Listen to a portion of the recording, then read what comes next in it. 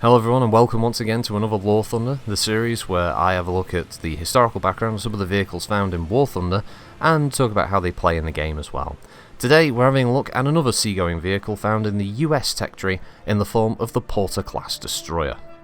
Now, the Porter was built under the terms of the London Naval Treaty that limited its weight to 1,850 tons, and was larger than previous destroyers of its time, mainly due to the US Navy's lack of any light cruisers at that point, which would only later be alleviated by the introduction of the Omaha class. She was powered using the latest steam propulsion technology at the time, which allowed the Porter to reach speeds of 37 knots, around 43 miles an hour, while still remaining relatively fuel efficient. This also had the knock-on effect of extending the ship's range and allowing it to operate for longer periods of time. The first four of these ships were built by the New York Shipbuilding Company from 1933 in December through till September of 1936. These were named Porter, Selfridge, McDougall, and Winslow.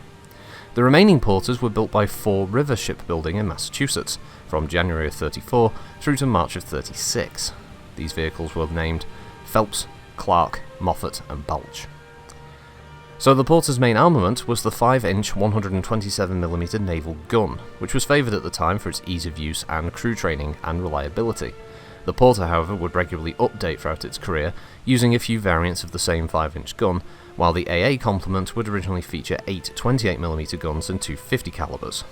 This would change in 42, with 2 Bofors 40mm guns and 6 Oerlikon 20mm cannons. Or is it Bofors? Anyway.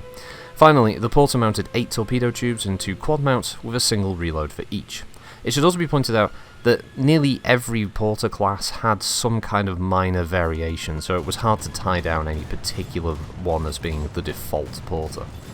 The class, though, had a varied ship record throughout the war. It was active in the Atlantic and Pacific theatres, with Selfridge and Phelps engaging aircraft during the attack on Pearl Harbor. A number of them would assist with convoy escort missions from America to Europe, and Phelps was active during the Battle of Coral Sea and Midway. Moffett assisted in sinking 2 U-boats, while Porter classes would take part in the invasion of Guadalcanal and during the Marianas Campaign. Weirdly enough, the only casualty for the entire class was the USS Porter itself. The rest of the class would eventually be retired in the late 40s or 50s. In War Thunder, the Porter class is a tech tree vessel at rank 3 with a battle rating of 4.3 in realistic. This version represents the vessel as it was originally laid down, featuring the original 5-inch guns and 28mm and 50 caliber AA mounts. It has above average mobility and a half decent turning circle, but you're not supposed to tank enemy destroyers with this thing if you can avoid it, since the armour won't stand up to much return fire. Speaking of which though, your main guns are pretty good and work best with the stock HE rounds, backed by some of the high velocity anti-air rounds that work relatively well. You should keep a few of them, but mostly stock the HE. Your anti-air mounts are numerous, but you won't be firing all of them until enemy aircraft are extremely close, and by then they've likely already dropped bombs or torpedoes on you. If you're comfortable with manual aim and control of your AA while your other guns fire on targets, you can try switching between them as planes change range with you, so you can get the best use. If you don't mind relying on the AI gunners, then you can just set them to automatically fire on air targets. Finally, there's also the event vessel, the USS Phelps. It's a later model of the Porter that features the later Bofors and Oerlikon, or is it Bofors mount, who knows. This has the effect of being more efficient as an anti-air vessel, though your main armament is reduced. You now feature 5 5-inch guns instead of the original 8.